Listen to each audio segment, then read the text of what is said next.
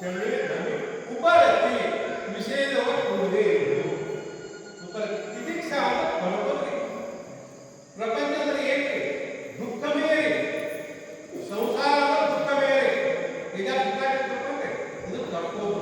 ಕ್ಷಮೆ ಧಮೆ ಉಪರತಿ ತಿತಿಕ್ಷಾ ಶ್ರದ್ಧಾ ರೀ, ಗುರುಶಾಸ್ತ್ರ ಮ್ಯಾಗ ನಂಬಿಕೆ ವಿಶ್ವಾಸ ಇರುತ್ತೆ.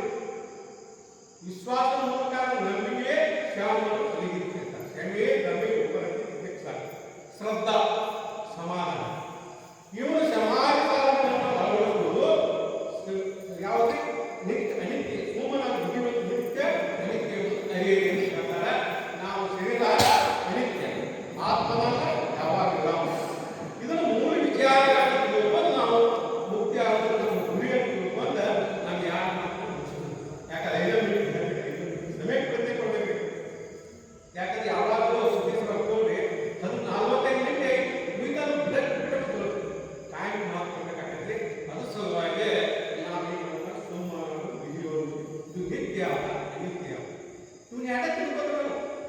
ಇವನಿಗೆ ಯಾರು ತಿಳ್ಕೋದು ಯಾವ ನಿತ್ಯ ಐತಿ ಅದು ಯಾವಾಗಲೂ ನಷ್ಟವಾಗತ್ತೆ, ಬದಲಾಗೋಗ್ಬೇಕೈತಿ. ನಮ್ಮ ಶರೀರ